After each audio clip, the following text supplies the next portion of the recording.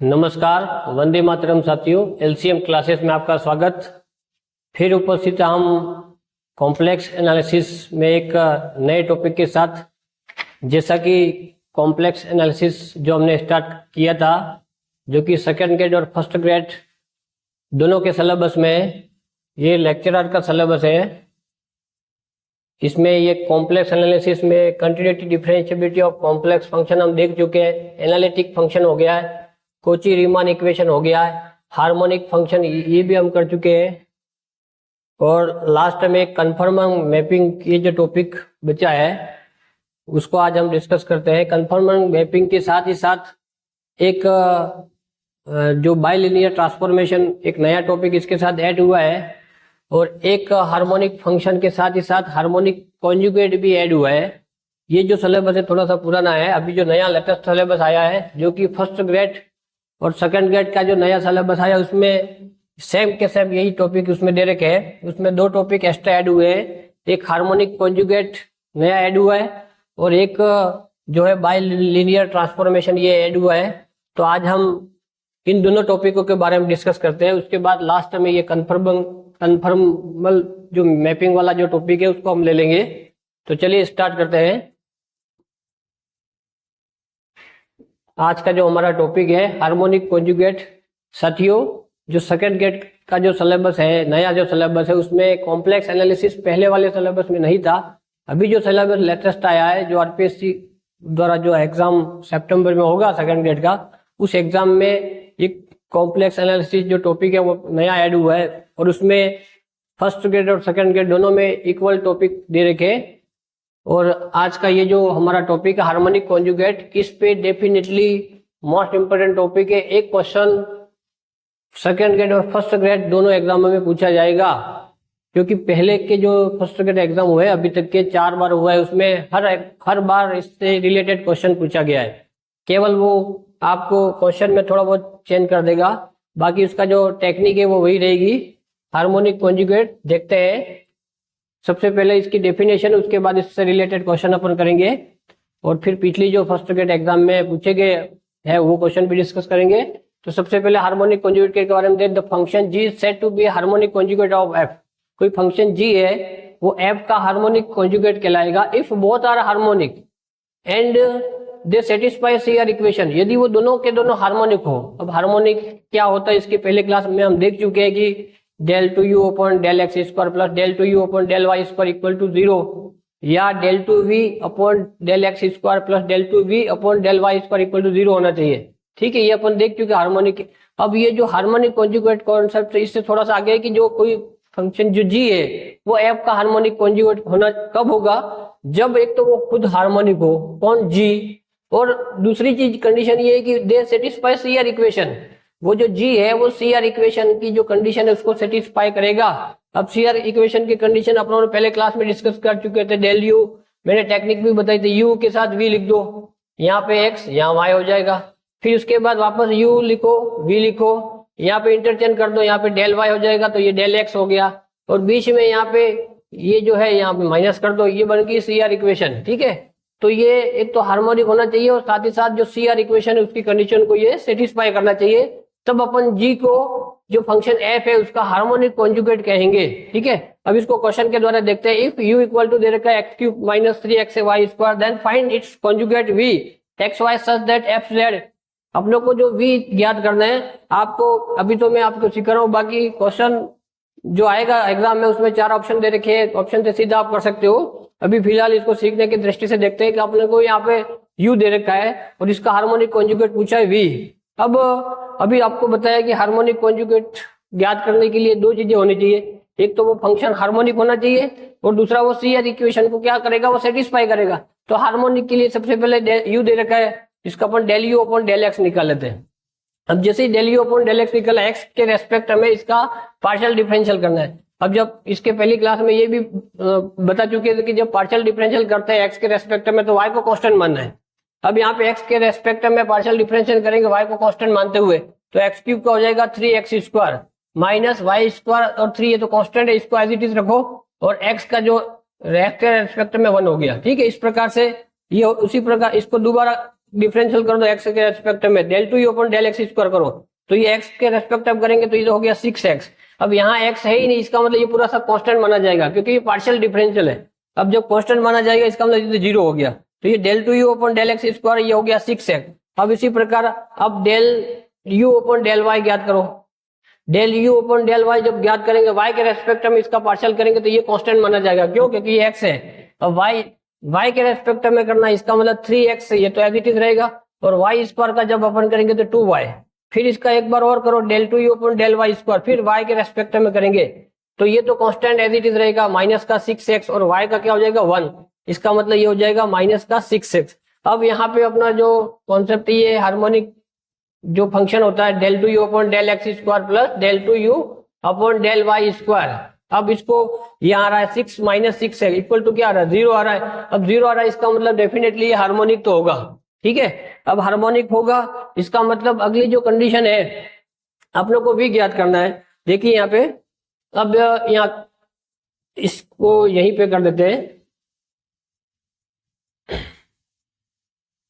अब यहाँ पे आप लोग को भी ज्ञात करना है, एक चीज तो कंफर्म होगी कि ये हार्मोनिक है, और दूसरी चीज ये होती है कि ये जो कोची इक्वेशन है, CR equation, Kochi Riemann equation, इसको ये क्या करेगा सेटिस्फाई करेगा। अब कोची रीमान इक्वेशन को सेटिस्फाई करेगा, इसका मतलब यहाँ पे आप लोग को कोची रीमान इक्वेशन लगानी पड़ेगी। जैसे यहाँ पे यू दे रखा आपको, तो del you upon del x ज्ञात कर लो, ठीक है। अब del you upon del x ज्ञात करेंगे, एक्स के रेस्पेक्ट में पार्शियल करेंगे तो ये हो गया 3x स्क्वायर, एक्स के रेस्पेक्ट में कर रहे हैं, और माइनस 3y स्क्वायर तो कांस्टेंट हो गया, और x का क्या हुआ 1, इसका मतलब ये हो गया 3x स्क्वायर माइनस का 3y स्क्वायर, ठीक है। अब इसी प्रकार आप लोग को del you upon del x, CR equation क्या कहती है, del you upon del x equal to del v upon del y होता है, ठीक है। अब यहाँ से ये इसके बराबर, इसका मतलब ये del v upon del y के बराबर हो गया, ये किसके बराबर हो गया, del v upon del y के बराबर हो गया। अब अपनों को v ज्ञात करना है, तो इस डेल वाई को राइट साइड में ले जाओ, यहां कर देता हूं मैं। जैसे इसको राइट साइड में लिया तो ये डेल v ये हो गया 3x square minus 3y square, और यहाँ पे ये राइट साइड में हो गया डेल y, ये डेल y हो गया। अब इसका दोनों तरफ इंटीग्रेशन कर लो, तो डेल v का तो हो गया v, यहाँ पे डेल y है, इसका मतलब y के रेस्पेक्ट में अपनों को इंटीग्रेशन करना। जब y के रेस्पेक्ट में करेंगे तो ये तो कांस्टेंट हो जाएगा, तो 3x स्क्वायर और डेल y का y हो गया। इसी प्रकार 3 इंटू वाई स्क्वायर, वाई के रेस्पेक्ट में करें तो वाई स्क्वायर का वाई क्यूब ओपन 3 हो जाएगा, इंटू में वाई क्यूब ओपन 3, और प्लस का सी, ये 3 से 3 कट गया। इस प्रकार से v की जो वैल्यू होगी वो होगी, यहाँ से आ जाएगी 3x square Y minus Y cube plus C, ये इसका आंसर हो गया। इस प्रकार से अपन v ज्ञात कर सकते हैं। अब इसकी एक शॉर्ट ट्रिक भी है जो अगले क्वेश्चन में अपन ले लेंगे। शॉर्ट ट्रिक से कैसे करेंगे, तो इसका मेथड हो गया।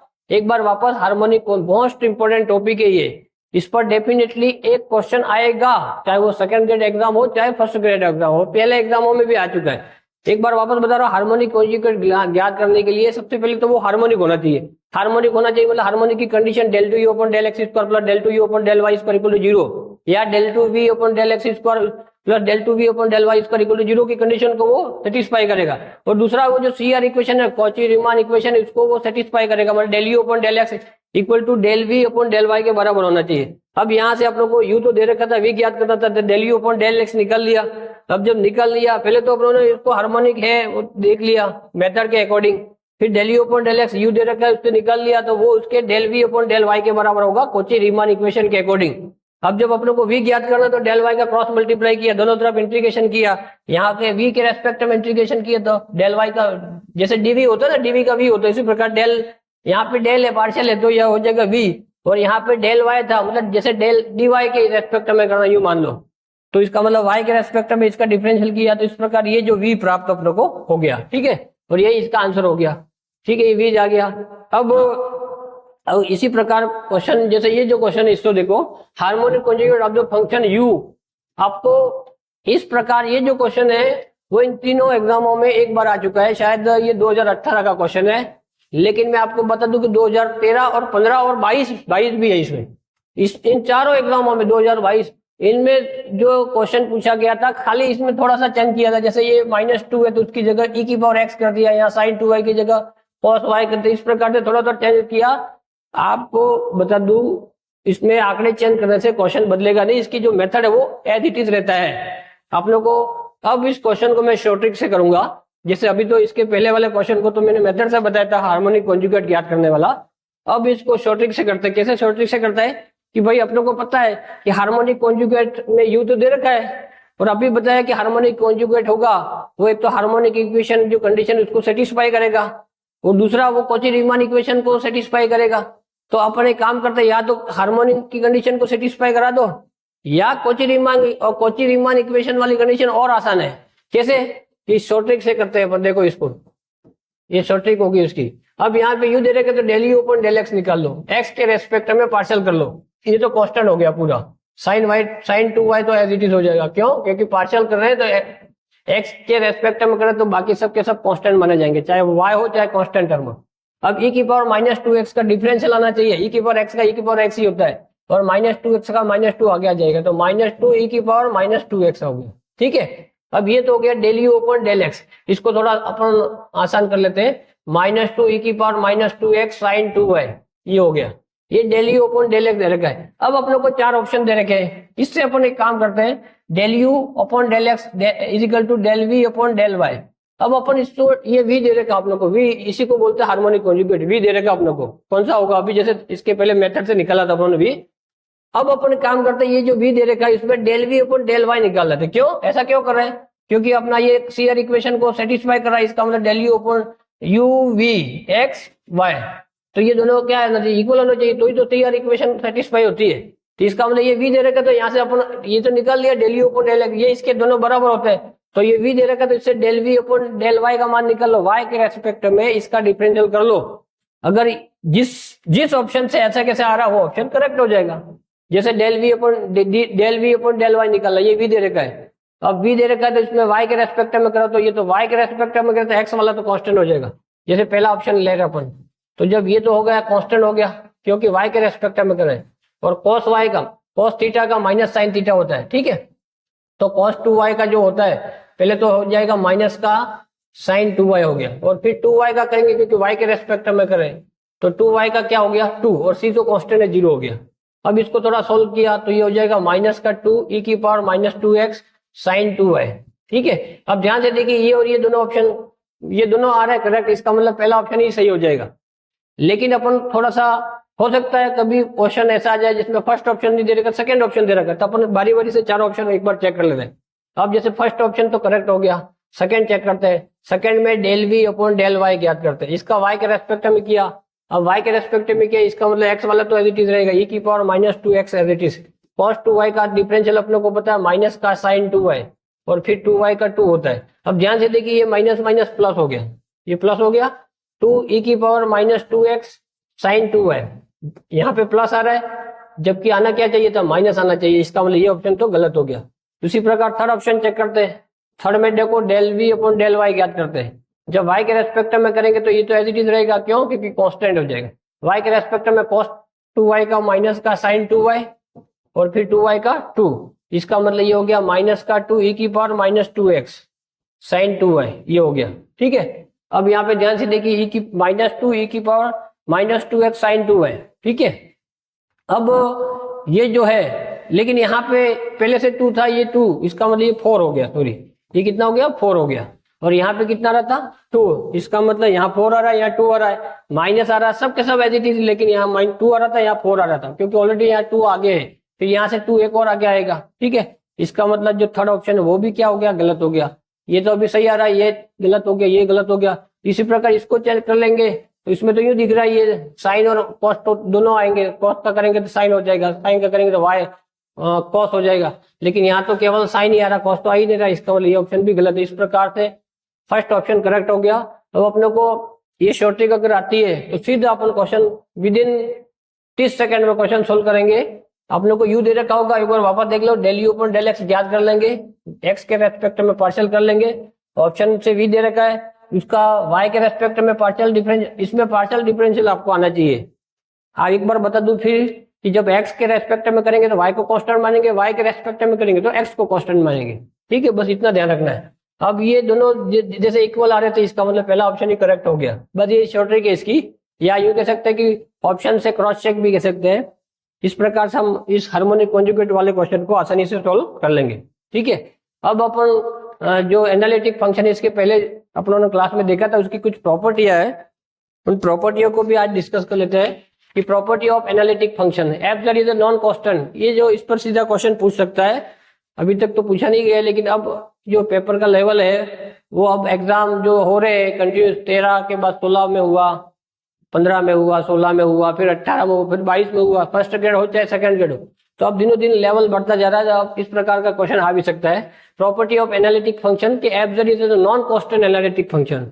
देखो एफ जेड जो है कोई फंक्शन है जो कि नॉन कांस्टेंट, कांस्टेंट नहीं है, नॉन कांस्टेंट, और कैसा वो एनालिटिक फंक्शन है, देन एफ जेड बार, या इसको इस प्रकार से लिखो या ऐसे लिखो, एक ही बात है, आर नेवर एनालिटिक। अगर एफ जेड जो फंक्शन एफ है वो नॉन कांस्टेंट एनालिटिक फंक्शन है तो उनका जो बार है जिसको संयुग्मी कॉन्जुगेट बोलते हैं वो कभी भी एनालिटिक नहीं होगा। या इनडायरेक्टली दूसरे वे में कहे कि अगर एफ है वो एनालिटिक है और यदि उसका जो संयुग्मी है या कॉन्जुगेट है वो भी एनालिटिक है, वो केवल और केवल एक ही केस में हो सकता है, कब? जब वो एफ खुद क्या हो, कांस्टेंट हो। ये वापस एक बार देखिए, एफ कोई फंक्शन है वो एनालिटिक है, उसका कॉन्जुगेट है वो भी एनालिटिक होगा, वो भी क्या होगा, एनालिटिक होगा। कब? केवल एक ही कंडीशन में ऐसा हो सकता है, कब?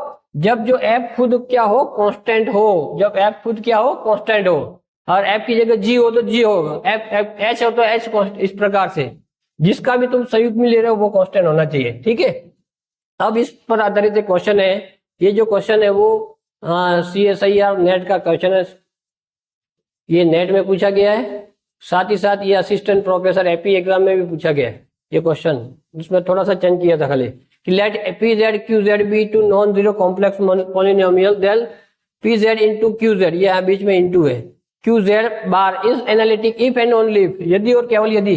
ये कब एनालिटिक होगा? अब आपको थोड़ा सा नॉलेज के लिए बता दूं कि यदि एक फंक्शन है और दूसरा फंक्शन है, इन दोनों का मल्टीप्लाई है, ये पूरा पूरा जैसे ये एनालिटिक है ये एनालिटिक है तो इनका मल्टीप्लाई वो भी क्या होगा, एनालिटिक होगा। एक तो ये कॉन्सेप्ट है, इनका जो मल्टीप्लाई है वो भी एनालिटिक होगा। अब प्रश्न ये पूछ रहा है, जो क्वेश्चन ये दिया है कि जो पी जेड और क्यू जेड है वो दोनों नॉन जीरो कॉम्प्लेक्स पॉलिनोमियल है, देन ये कह रहा है कि इनका जो मल्टीप्लाई वो एनालिटिक है। अब जब मल्टीप्लाई एनालिटिक है तो सिंगल सिंगल में भी क्या होंगे, पी जेड और ये क्यू जेड वो भी एनालिटिक होंगे, डेफिनेटली होंगे। अब ऐसा कब हो सकता है, यदि और केवल यदि। अभी बताया आपको कि पी जेड एनालिटिक है, क्यू जेड बार एनालिटिक है, तो उनका मल्टीप्लाई वो भी एनालिटिक होगा, ये जैसे बताया।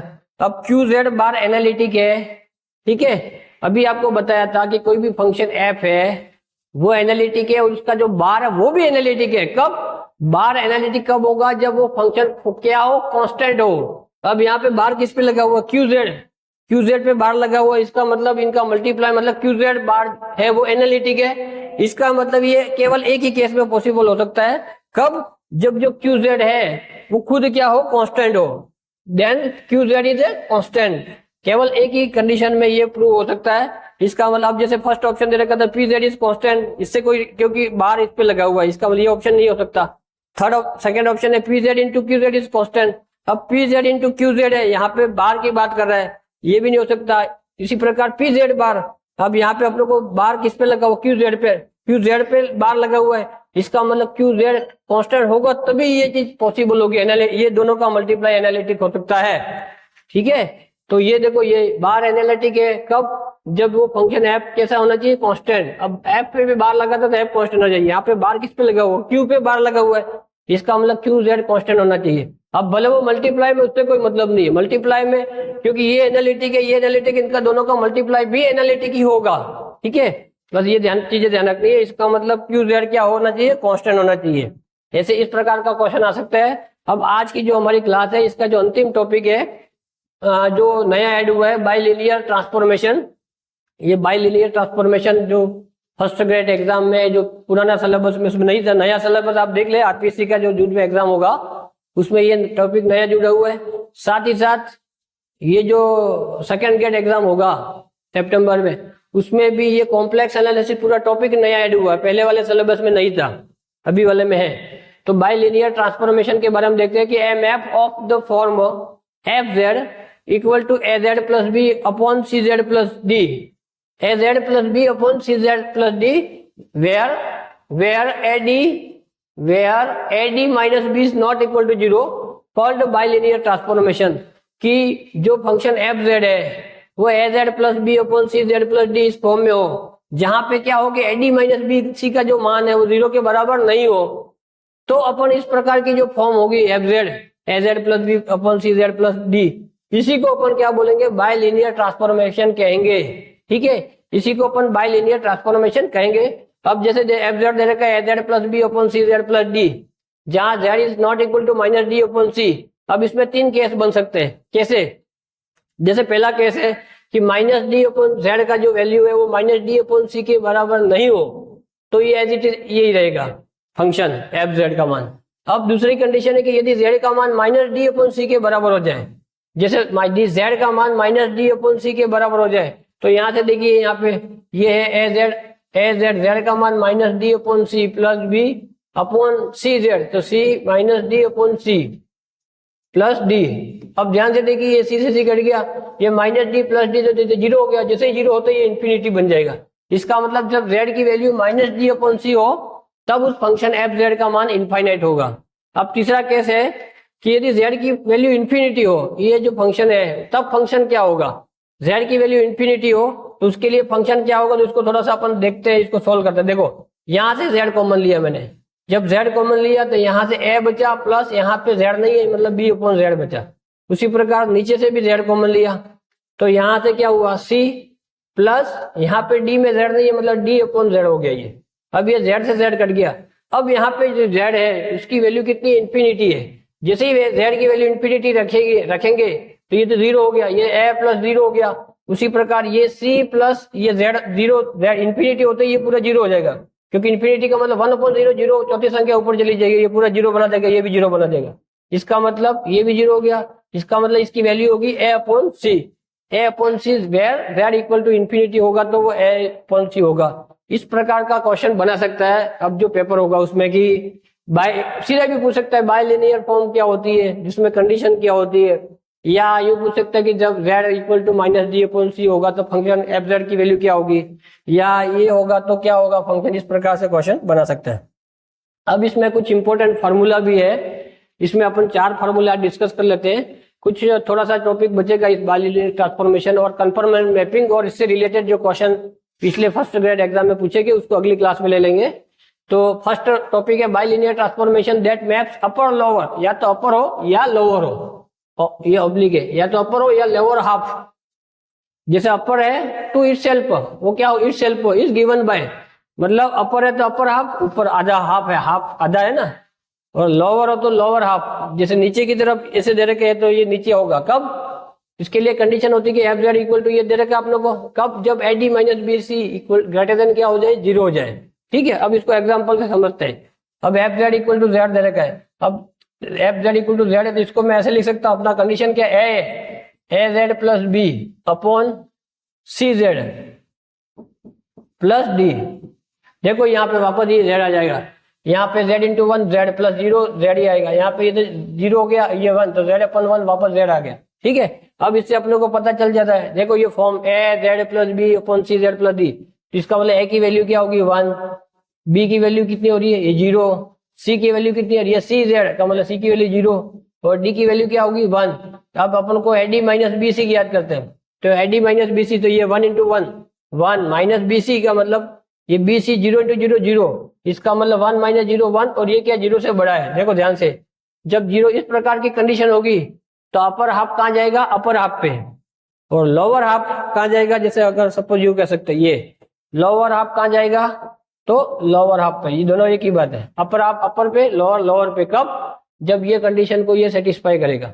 अब आपको क्वेश्चन इसमें कैसे पूछ सकता है कि इसमें आपको दे देगा कोई फंक्शन एफ जेड की वैल्यू दे देगा, फिर पूछेगा 4 ऑप्शन में कि बताइए इसमें कौन क्या कंडीशन बैठेगी, कि मतलब अपर हाफ पे जरा, या इस प्रकार से डायग्राम से भी पूछ सकता है, या ऑप्शन में दे देगा अपर हाफ लोअर हाफ यूं कह देगा, या अपर हाफ राइट आर्म या लेफ्ट, इस प्रकार से पूछ सकता है वो। ठीक है, अगला जैसे है कि एडी माइनस बी सी की वैल्यू 0 से छोटी हो, तो अपर हाफ उल्टा हो जाएगा। अब पहले में क्या था, अपर अपर जा रहा था, लोअर लोअर पे जा रहा था, अब उल्टा अपर लोअर पे जाएगा, लोअर अपर पे जाएगा, इस प्रकार से। उसके लिए जैसे एग्जांपल दे रहे एफ जेड इक्वल टू, तो इसको मैं ऐसे लिख सकता हूँ, एफ जेड इक्वल टू, इसको मैं इस प्रकार से लिख सकता हूँ माइनस जेड इंटू वन, या minus one into Z plus ये 0 इंटू जेड प्लस वन। देखो ध्यान से देखिए, ये माइनस जेड का गलती है, माइनस ये तो जीरो, माइनस जेड, ये जीरो हो गया, ये वन, तो माइनस जेड अपन वन, माइनस जेड आ गया। अब यहाँ से अपने को दिक्कत नहीं आएगी, यहाँ से ए की वैल्यू कितनी है, माइनस वन, बी की वैल्यू कितनी है, ये बी है, सी की वैल्यू कितनी है, ये जीरो सी, और ये डी, ए जेड प्लस बी अपॉन सी जेड प्लस डी, और डी की वैल्यू कितनी है, वन है। अब यहाँ से एडी माइनस बीसी करो, एडी माइनस बीसी की है तो minus one into one, a d minus b c, तो ये जीरो हो गया, तो ये minus one minus zero equal to minus one, और माइनस वन छोटा है जीरो से, इसका मतलब अपर का जाएगा लोअर पे, या लोअर का जाएगा तो अपर पे जाएगा। इसी प्रकार तीसरा एफ जेड की वैल्यू इस प्रकार से दे रखी है, और ये एडी माइनस बीसी जीरो से बड़ा हो, तब अपर का जाएगा राइट में। देखो सबसे पहले था अपर अपर पे जाएगा, लोअर लोअर पे जाएगा। दूसरी कंडीशन थी अपर उल्टा, लोअर पे जाएगा, लोअर अपर पे जाएगा। तीसरी कंडीशन है अपर कहाँ जाएगा, राइट में जाएगा, और चौथी आएगी अपर कहाँ जाएगा, तो लेफ्ट में जाएगा। ठीक है, इस प्रकार से। अब इसमें क्या होता है, a d minus b c greater than zero, तो इस प्रकार की फॉर्म होनी चाहिए। ठीक है, अब ये आइलर फॉर्म है, ई की power minus iota theta, e की power minus iota theta, e की पावर आइटा थीटा को क्या लिख सकते हैं, cos theta plus iota sine theta. अब माइनस है तो बीच में माइनस आ जाएगा, cos theta minus iota sine theta. ठीक है, अब जैसे ये एग्जाम्पल से समझते हैं, ये इसको मैं ऐसे लिख सकता हूँ, ये माइनस आइटा को इस प्रकार से अलग कर दिया, इसको अलग कर दिया, one into Z plus B zero, C की वैल्यू कुछ नहीं है जीरो, सी प्लस डी की वैल्यू वन। अब ये माइनस आइटा आ रहा है, अब माइनस आइटा जैसे मैं इसको लिखता हूँ cos minus iota pi by two, तो इसको मैं लिख सकता हूँ cos pi by two minus iota sine pi by two.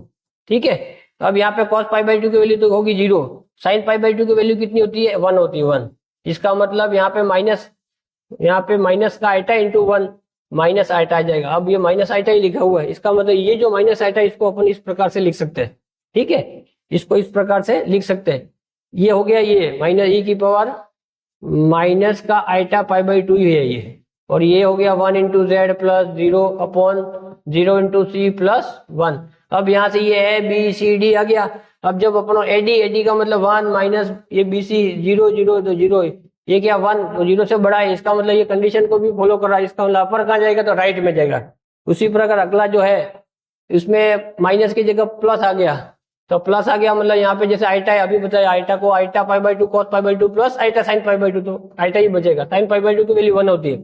ठीक है, तो ये हो जाएगा एफ जेड इक्वल टू, इसको मैं लिख सकता हूँ ई की power iota pi by two लिख सकता हूँ, और ये जो जेड है इसको मैं ऐसे लिख सकता हूँ one into Z plus zero upon zero into Z plus D की जगह वन, तो ये ए, ये बी सी डी, ये भी एडी, एडी का मतलब ये हो गया वन माइनस बी सी कितना हो रहा है जीरो, इसकी वैल्यू भी क्या जीरो से बड़ी है, देखो ये जीरो से बड़ी है, इसका मतलब यहाँ पे प्लस है, ध्यान रखना। अगर इस प्रकार की कंडीशन को फॉलो करे तो अपर कहाँ जाएगा, तो लेफ्ट में जाएगा। एक बार चार चीजें बताई, सबसे पहले अपर में जाएगा या लोअर लोअर में जाएगा। दूसरा बताया अपर उल्टा लोअर में जाएगा। तीसरा बताया अपर कहाँ जाएगा, तो राइट में जाएगा। और चौथा बताया अपर कहाँ जाएगा, तो लेफ्ट में जाएगा।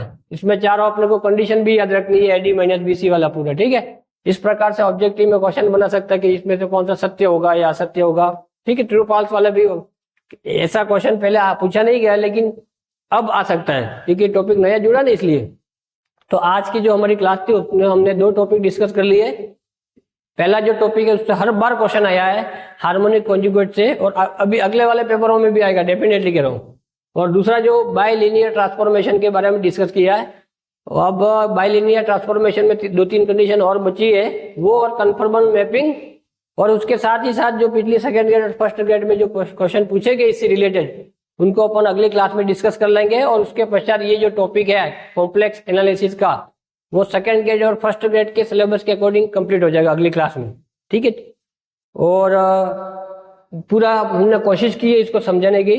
आप हमारे चैनल को ज़्यादा से ज़्यादा शेयर करें ताकि अधिकतम लोगों तक इसकी जानकारी पहुंचे, और सब्सक्राइब करते रहे ताकि अपकमिंग क्लासेस के बारे में आपको समय समय पर सूचना मिलती रहे। चैनल को लाइक करें, शेयर करें एंड सब्सक्राइब करें। एक बार पुनः आप सभी का धन्यवाद। जय हिंद, जय भारत।